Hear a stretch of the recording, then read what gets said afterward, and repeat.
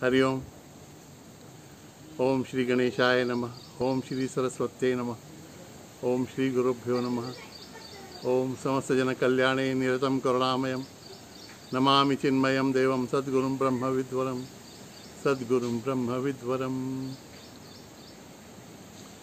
मित्रों, आज हमको 7वें गुरु के बारे में चिंतन करना है।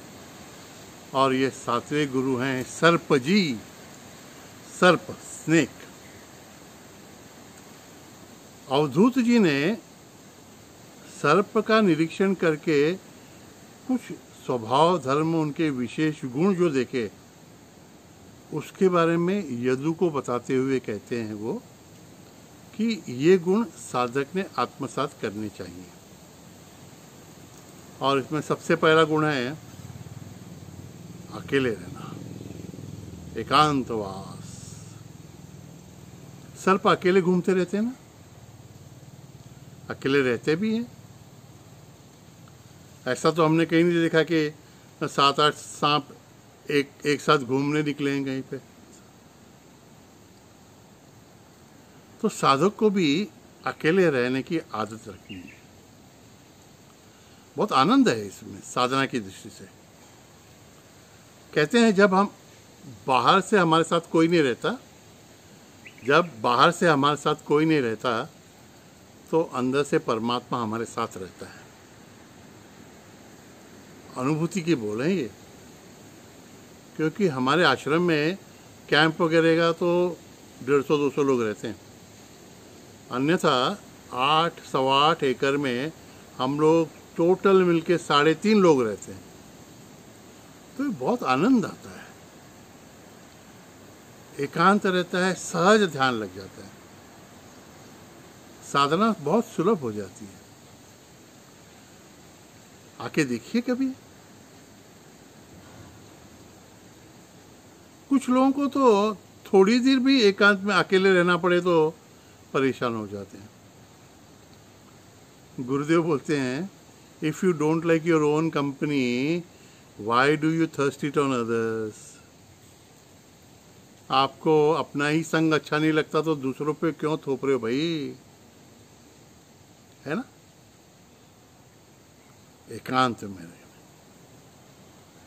और अगर आप गृहस्थ भी हैं, फैमिली के साथ भी रह रहे हैं, तो कुछ देर के लिए साधना के लिए दिन में 1-2 घंटे तो एकांत में रहने का अभ्यास करना चाहिए। एक अलग ही अनुभव आएगा आपको।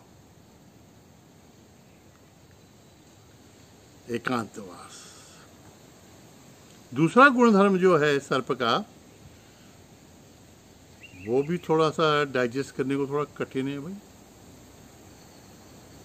अवधूत कहते हैं कि देखो, सर्प कहीं भी अपना बिल नहीं बनाता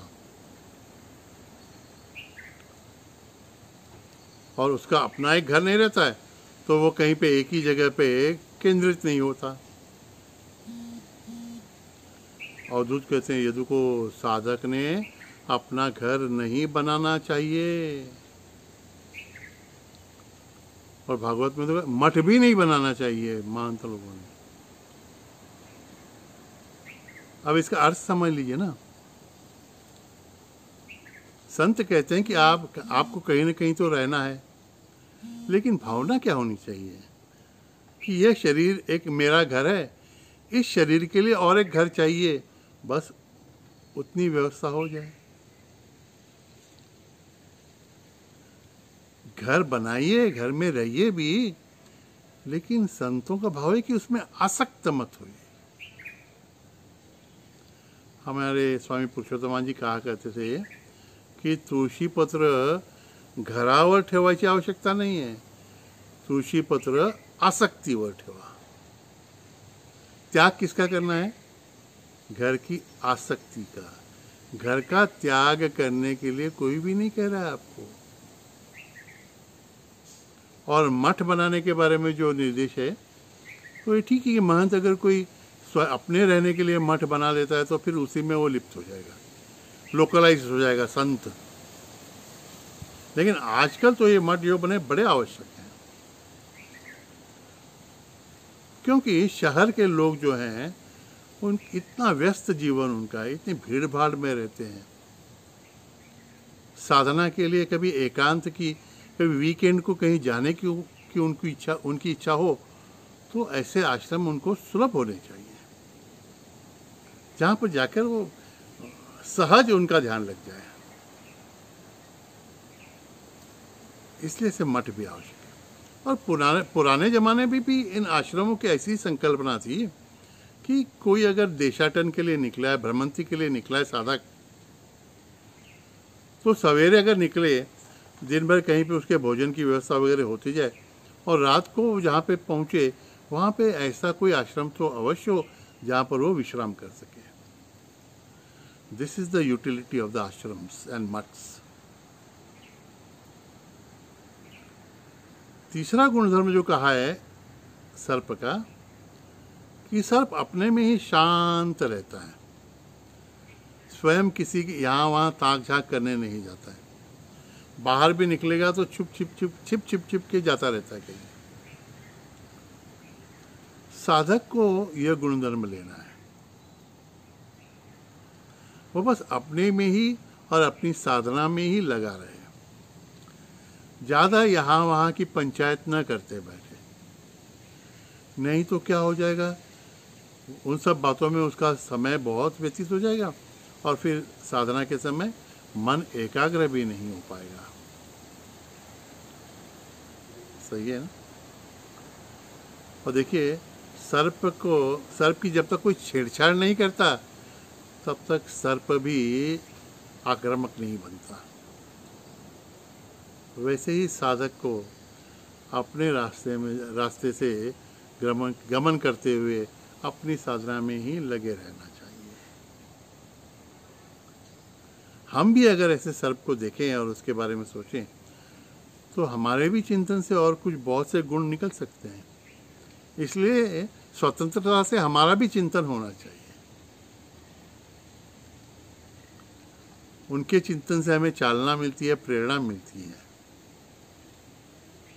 तो सर्प को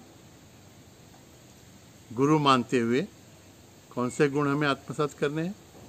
पहले एकांतवास, फिर अनिकेत की तरह रहना, to be without a home, और सिर्फ अपने काम से मतलब रखना, ज़्यादा दुनियादारी में नहीं पड़ना। ऐसा गृहस्थावस्था में हम रह के भी हम कर सकें। हम अगर ऐसा भी कर सकें गृहस्थावस्था में तो भी हमारी प्रगति होती रहेगी। और फिर अगर इच्छा हो तो धीरे धीरे वानप्रस्थी और अंदर से तो सन्यासी सभी बन सकते हैं। Wish you all the best. Hariom तत्सत, हरिओम तत्सत, हरिओम तत्सत। दिगंबरा दिगंबरा श्रीपाद।